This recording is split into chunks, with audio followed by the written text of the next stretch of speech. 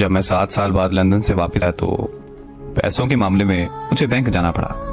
वहाँ की branch manager बहुत ही खूबसूरत लड़की थी जिसने मुझे अच्छे तरीके से डील किया। बैंक के काम से फ्री होकर जब मैं घर वापस आया तो मुझे उसी ब्रांच मैनेजर लड़की की कॉल आई। वो मुझे कहने लगी कि आप अपना शनाख्ती कार्ड बैंक में ही भूल गए। तो मैंने उसे कहा कि मैं कल आकर बैंक से ले लूंगा, लेकिन वो शाम को हमारे घर आ गई।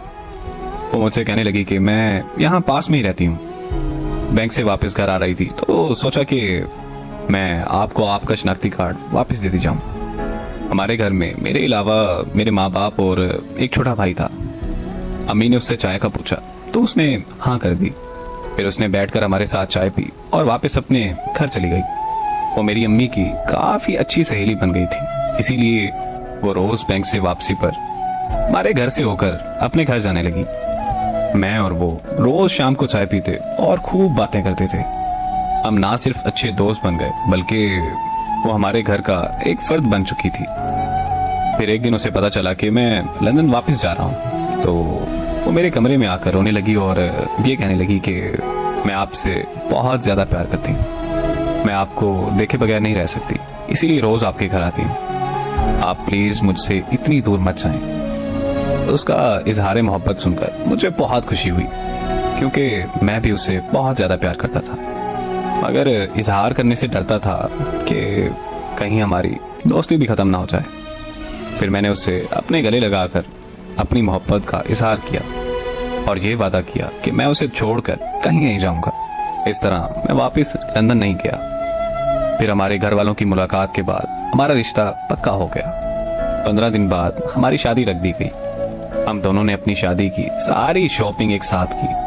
हम दोनों बहुत खुश थे, लेकिन हमें क्या पता था कि हमारी खुशियों को किसी की नजर लगने वाली है। हमारी शादी के एक हफ्ता पहले उसकी बड़ी बहन की मौत हो गई।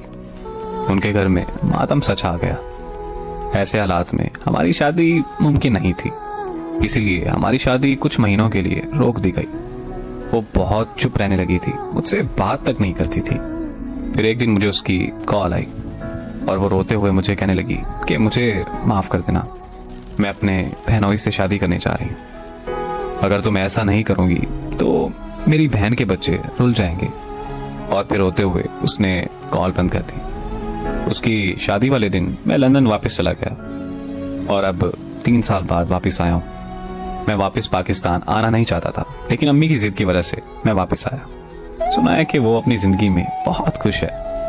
अल्लाह हमेशा उसे खुशी रखे। मुझे नहीं पता कि उसने जो किया वो बेवफाई थी या वफा, मगर मैं आज भी उसे बेहद मोहब्बत करता हूँ और मैं उससे मोहब्बत अपनी आखिरी सांस तक करता रहूंगा।